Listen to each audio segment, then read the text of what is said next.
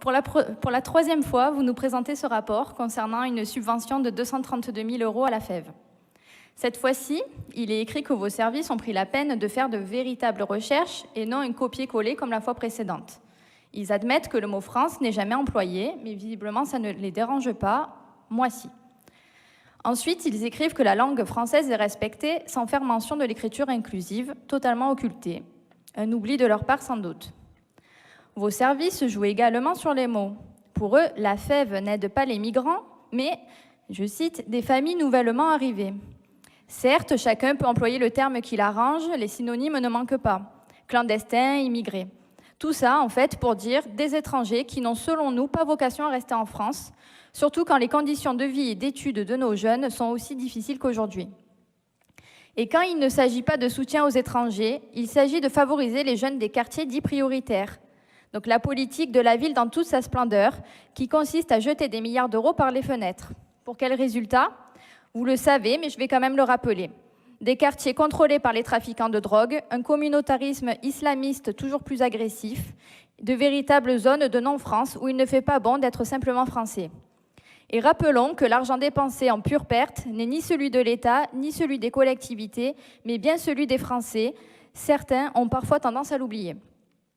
Par contre, ce que vos services ont omis de vous signaler, et Madame Bulto-Rambaud, vous devriez changer d'ophtalmo parce que visiblement, ce n'est pas très efficace, c'est que quand vous tombez sur la page de présentation des bénévoles de l'association, sur le trombinoscope en fait, surprise, vous constatez qu'un bon nombre de jeunes femmes portent le voile. Voilà, donc quand on fait des vraies recherches, voilà ce qu'on trouve. J'ai les copies d'écran, encore une fois.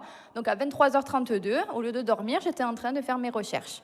Donc vous voyez, j'ai 3 pages où on voit le trombinoscope de ces bénévoles de cette association qui portent le voile islamique. Donc juste un petit rappel de ce que vos services ont noté dans le rapport, donc repris directement du site de la FEV. Je cite. La FEV est un mouvement d'éducation populaire qui s'inscrit dans une démarche laïque, respectant la liberté de conscience, le droit d'expression de chacun dans le respect de celui des autres, en refusant tout prosélytisme politique, philosophique ou religieux. Je ferme les guillemets. Donc ne pensez-vous pas, Monsieur le Président et vos élus, donc qui aurait dû faire ces recherches d'ailleurs plutôt que se reposer sur les services, ne pensez-vous pas que le port du voile fait partie intégrante du prosélytisme religieux islamiste ? Pour une association qui prône les valeurs de la République, qui signe une tribune pour renforcer les actions de lutte contre le séparatisme, qui s'engage dans le cadre de la charte de la laïcité, vous admettrez que c'est contradictoire et bien hypocrite. Je pense que cette association profite grassement des subventions de collectivités pour diffuser son idéologie islamo-gauchiste. Notez que même la ministre de l'Enseignement supérieur a commandé une enquête sur l'islamo-gauchisme à l'université. Donc vous l'aurez compris, que vos services tournent le rapport dans un sens ou dans l'autre, et vos élus aussi. La FEV reste une association immigrationniste qui aide les autres avant les nôtres, une association qui utilise l'écriture inclusive, une association de gauche qui accepte et même met en avant le port du voile islamique. En tout cas, soyez assurés que les habitants de notre région sauront que nous nous y sommes opposés, nous, élus du RN, dont je suis fière de faire partie. Et nous y sommes opposés, comme à chaque fois que vous avez accordé des subventions à des associations immigrationnistes dans le huis clos de la commission permanente.